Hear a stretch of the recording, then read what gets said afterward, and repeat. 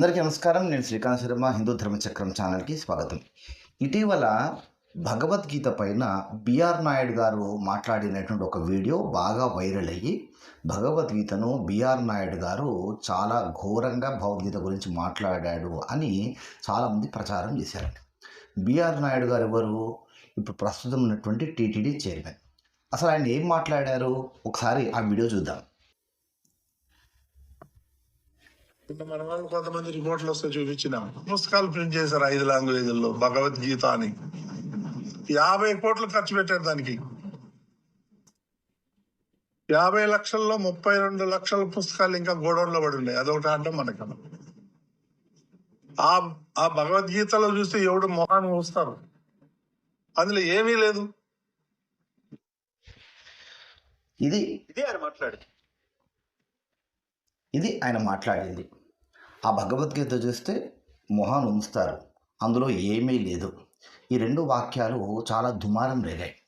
BR Naidu గారి మీద ఇష్టానుసారంగా ఎవరికి వాళ్ళు వీడియోలు చేశారు. అసలు బిఆర్ నాయుడు గారు అట్లా ఎందుకు మాట్లాడాల్సి వచ్చింది అనేటువంటి విషయాలు చాలామంది పెద్దగా పట్టించుకోకుండా బిఆర్ నాయుడు గారి మీద ఉన్నటువంటి విద్వేషాన్ని తాము ప్రకటించుకున్నారు. జర్నలిస్ట్ సాయి గారు కూడా బిఆర్ నాయుడు గారి మీద ఈ మాటలను ఉద్దేశించి వీడియో చేశారు. జర్నలిస్ట్ సాయి గారు అంటే మాకు చాలా గౌరవం, చాలా మంచి విశ్లేషణాత్మకమైనటువంటి వీడియోలు అందిస్తారు. ఇక అసలు విషయానికి వస్తే బిఆర్ నాయుడు గారు ఈ భగవద్గీత గురించి ఇట్లా ఎందుకు మాట్లాడారు అనేటువంటి వాస్తవాల్లోకి మనం వెళ్ళాం. గత పాలనలో ఉన్నటువంటి అధికారులు, అప్పుడు ఉన్నటువంటి చైర్మన్ భూమా కరుణాకర్ రెడ్డి గారు కొన్ని లక్షల భగవద్గీత పుస్తకాలు ముద్రించారు టీటీడీ వారి ఆధ్వర్యంలో. అయితే ఆ భగవద్గీత పుస్తకాలు వాటిని చూసి ఇంకా అవి ప్రచారం అవ్వలేవు, అవి ఇంకా గోడౌన్లో పడి ఉన్నాయి, అలాంటి భగవద్గీతను చూస్తే ఎవడైనా కానీ మొహాన్ని ఉమ్మేస్తాడు, అసలు ఆ భగవద్గీతలో ఏమీ లేదు అని మీడియాకు ఆయన ఒక స్టేట్మెంట్ ఇవ్వడం అనేటువంటిది జరిగింది.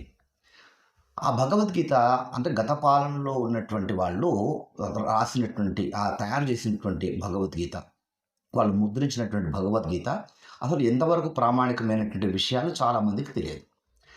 ఆ భగవద్గీత దాంట్లో ఉన్నది ఏంటంటే మానవులందరికీ భగవద్గీత అనేటువంటి హెడ్డింగ్తో వాళ్ళు ఆ భగవద్గీతను ప్రింట్ చేయడం అనేటువంటిది జరిగింది. ఇవి వాళ్ళ ఉద్దేశం ఏంటి? సుమారు ఒక 50 లక్షల మంది విద్యార్థులకు, 1 కోటి మంది విద్యార్థులకు అన్నారు. ఆ 1 కోటి మంది విద్యార్థులకు ఈ భగవద్గీతను చేరవేయాలి అనేటువంటిది వాళ్ళ ఉద్దేశం చాలా మంచిదే. కానీ ముద్రించినటువంటి భగవద్గీత లోపలనే అనేక లోపాలు ఉన్నాయి. అసలు భగవద్గీత మూల గ్రంథమైనటువంటి భగవద్గీతలో ఎంత కాదన్నా కానీ సుమారు 900 నుంచి 1000 పేజీలు ఉంటాయి. అంటే శ్లోకము, దానికి సంబంధించినటువంటి తాత్పర్యం. ఇటువంటి వాళ్ళు భూమా కరుణాకర్ రెడ్డి గారి ఆధ్వర్యంలో కేవలం వచనంతో ఒక భగవద్గీతను ముద్రించడం అనేటువంటిది జరిగింది. ఆ భగవద్గీత పేరే మానవులందరికీ భగవద్గీత. ఇందులో ఎన్ని పేజీలు ఉన్నాయి? మొత్తం కలిపి 26 పేజీలు ఉన్నాయి. ఈ 26 పేజీల్లో ముందు మాట అవి ఇవి తీసేస్తే కనుక ఒక 20 పేజీల భగవద్గీత మాత్రమే ఉంటుంది.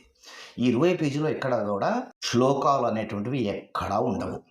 అధ్యాయాలు, ఎన్ని అధ్యాయాలు ఉన్నాయి, ఎవరెవరు ఏ అధ్యాయాలు ఏమేమి మాట్లాడారనేటువంటి విషయాలు ఉటంకిస్తూ వచన రూపంలో కొంతగా మార్చి రాయడం అనేటువంటిది జరిగింది. అంటే మూల గ్రంథమైనటువంటి భగవద్గీత యథాతథంగా ముద్రించకుండా కాస్త మార్చి రాయడం అనేటువంటి జరిగింది. దీని మీదనే చాలా అభ్యంతరాలు రావడం అనేటువంటి జరిగింది. దీనిలో ఉన్నటువంటి భగవద్గీతను మూల్యము 100 రూపాయలు. అదే మనము ఒక 900 నుంచి 1000 పేజీలు కలిగినటువంటి ఒక భగవద్గీతను మనం తీసుకున్నాం అనుకోండి, దాని ధర ఎంత కాదన్నా కానీ 250 నుంచి 300 లోపల ఉంటుంది. ఇప్పుడు ఈ భగవద్గీత 26 పేజీలు కలిగినటువంటి భగవద్గీతకు 100 రూపాయలు అయితే 1000 పేజీలు కలిగినటువంటి భగవద్గీతకు ఎంత ఉండాలి అసలు వాస్తవానికి?